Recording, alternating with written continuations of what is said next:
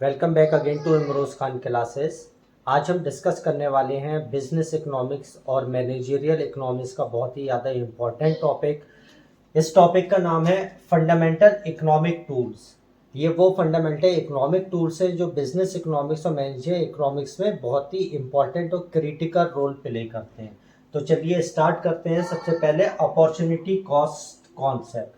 Opportunity cost concept जो है वो दिया था फ्रेडरिक वॉन वेजर ने। ठीक है, opportunity cost of a choice is the value of the best alternative for gone. यानी कि अपॉर्चुनिटी कॉस्ट क्या होता है, यानी कि सेकंड बेस्ट अल्टरनेटिव होता है जो हमने सेलेक्ट नहीं किया होता है। Where given limited resources, a choice needs to be made between several mutually exclusive alternatives। Example के थ्रू हम समझते हैं। फॉर एग्जाम्पल, एक फर्म के पास अपॉर्चुनिटी है कि वो या तो ए प्रोडक्ट प्रोड्यूस करे या बी प्रोडक्ट प्रोड्यूस करे। एक फर्म दोनों प्रोडक्ट नहीं प्रोड्यूस कर सकती because there is scarcity of resources. Then they have to choose between these two product which product to produce.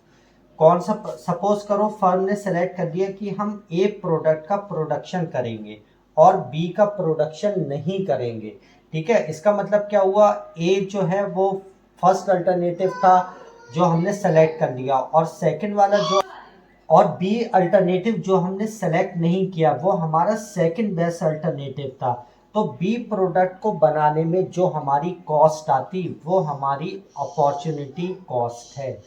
यानी कि सेकंड बेस्ट अल्टरनेटिव फॉरगॉन जो हमने सेलेक्ट नहीं किया, जिसको लेफ्ट आउट कर दिया, उसको बनाने में जो कॉस्ट आती वो हमारी क्या है, अपॉर्चुनिटी कॉस्ट है। Second is incremental concept. Incremental concept is divided into two part. Incremental concept is divided into two part, incremental cost and incremental revenue.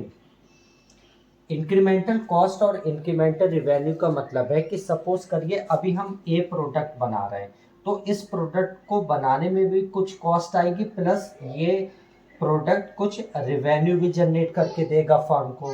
अब सपोज करिए बी प्रोडक्ट भी बनाने लगे हम, तो बी प्रोडक्ट में भी कुछ कॉस्ट आएगी और वो भी रिवेन्यू जनरेट करेगा। ऐसे ही जितने भी मल्टीपल प्रोडक्ट हम बनाते रहेंगे, कॉस्ट भी इंक्रीमेंट होता जाएगा कॉस्ट में भी, और रिवेन्यू भी जनरेट करता जाएगा। तो एक फर्म को ये समझना पड़ेगा कि अगर हम एक प्रोडक्ट प्रोड्यूस कर रहे हैं उसको बनाने में भी कॉस्ट आ रही है, प्लस वो भी रिवेन्यू जनरेट कर रहा है। अगर हम डिफरेंट प्रोडक्ट का प्रोडक्शन स्टार्ट करने वाले हैं तो उन प्रोडक्ट में कुछ कॉस्ट भी आएगी, प्लस रिवेन्यू भी जनरेट करके देगा वो product. Third is principle of time perspective. Economics में टाइम को हम दो पार्ट में डिवाइड करते हैं, short run and long run. यानी कि कोई भी बिजनेस फर्म है, तो अगर बिजनेस फर्म कुछ भी डिसीजन ले रही है, मान लो कोई किसी भी प्रोडक्ट का प्रोडक्शन करने वाली है, तो एज ए मैनेजरियल इकोनॉमिस्ट हमें ये देखना पड़ेगा कि वो ऑप्शन हमें शॉर्ट रन में प्रॉफिट देगा या लॉन्ग रन में प्रॉफिट देगा। कुछ ऐसे बिजनेसेस होते हैं कि हमें शॉर्ट रन में प्रॉफिट देकर जाते हैं, कुछ ऐसे बिजनेसेस होते हैं जो शॉर्ट रन में प्रॉफिट नहीं देते हैं मगर लॉन्ग रन में हमें प्रॉफिट दे के जाते हैं। तो एज ए बिजनेस इकोनॉमिस्ट हमें ये डिसीजन लेना पड़ेंगे keeping in mind short run and long run profitability of a venture. Discounting principle. Discounting principle का मतलब होता है जो आज 1 रुपए की वैल्यू है वो कल नहीं होगी। तो एक बिजनेस फर्म को या एक बिजनेस इकोनॉमिस्ट को ये डिसीजन लेना पड़ेगा कि आज हम जो इन्वेस्ट कर रहे हैं वो अगले 5 सालों में पैसा कितना होगा। ठीक है, यानी कि टाइम वैल्यू ऑफ मनी हमें कंसीडर करना पड़ेगा डिस्काउंटिंग प्रिंसिपल में। क्योंकि अगर हम 1000 रुपीज इन्वेस्ट कर रहे हैं 5 ईयर्स के लिए और 5 साल बाद ये 1,001 रुपया हमें दे रहा है, तो ये प्रॉफिटेबल वेंचर नहीं है। हमें क्या कंसीडर करना पड़ेगा, टाइम वैल्यू ऑफ मनी। यानी कि मनी भी डेप्रिशिएट होती है, तो उसके अकॉर्डिंग हमें इन्वेस्टमेंट डिसीजंस लेना है। इक्यू मार्जिनल प्रिंसिपल का मतलब है कि जितने भी रिसोर्सेज हैं फर्म के उसको इक्वली डिस्ट्रीब्यूट करना है among different product produce by a firm. यानी कि जितने भी प्रोडक्ट प्रोड्यूस कर रही है कोई भी फर्म, तो हर प्रोडक्ट में अपने रिसोर्सेज को इक्वली डिस्ट्रीब्यूट करना है हमें, जितने भी हम प्रोडक्ट हम प्रोड्यूस कर रहे हैं। मार्जिनल प्रिंसिपल, मार्जिनल कॉन्सेप्ट होता है कि मार्जिनल, अगर हम यूटिलिटी की बात करें तो मार्जिनल यूटिलिटी को हम डिफाइन करेंगे, utility drive from the production of an additional unit of a commodity. ऐसे ही मार्जिनल कॉन्सेप्ट जो है वो बिजनेस इकोनॉमिक्स में बहुत क्रिटिकल रोल प्ले करता है कि हमें ये डिसाइड करना होता है कि एडिशनल यूनिट हमें कितना फ़ायदा दे रहा है। तो एडिशनल यूनिट के बेसिस पर ही हमें प्रॉफिट मार्जिन अर्न होता है, या प्रॉफिट मार्जिन हम अर्न कर सकते हैं अगर हम मार्जिनल प्रिंसिपल को ध्यान में रख रहे हैं। Next one is scarcity principle. हर फर्म के पास कुछ ना कुछ स्कैर्स रिसोर्सेज ज़रूर होते हैं, तो स्कैर्सिटी की जो प्रॉब्लम होती है वो कन्वर्ट हो जाती है प्रॉब्लम ऑफ चॉइस मेकिंग में, और जो प्रॉब्लम ऑफ चॉइस मेकिंग के बाद हमें डिसीजन लेना पड़ता है कि सबसे बेस्ट अल्टरनेटिव कौन सा है, उसी को कंसीडर करके हम आगे प्रोसीड करते हैं।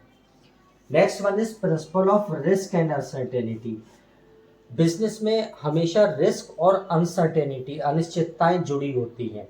तो high risk is equal to high profit. तो बिजनेस मैनेजर को या बिजनेस इकोनॉमिस्ट को ये हमेशा ध्यान में रखना है कि बिजनेस में रिस्क तो है ही, अनिश्चितताएं भी हैं, अनसर्टेनिटी भी है, मगर इनसे डर के हमें कोई भी डिसीजन नहीं लेना है। हमें डिसीजन लेना है कि अगर किसी भी बिजनेस डिसीजन में हाई रिस्क है तो उसमें हाई प्रॉफिटेबिलिटी भी है।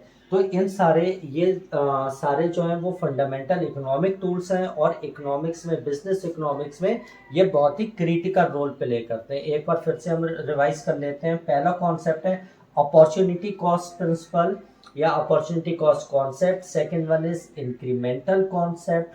Third is principle of time perspective. Fourth is discounting principle. Discounting principle में हमें टाइम वैल्यू ऑफ मनी, यानी कि मनी की वैल्यू जो डेप्रिशिएट होती है उसको ध्यान में रख के इन्वेस्टमेंट डिसीजंस लेना है। इक्वी मार्जिनल प्रिंसिपल, इक्वी का यहाँ पे मतलब है equal distribution of resources of a firm.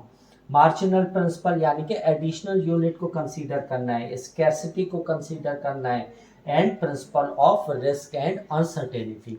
I hope कि ये वीडियो अच्छे से समझ में आई होगी। Thank you, have a nice day.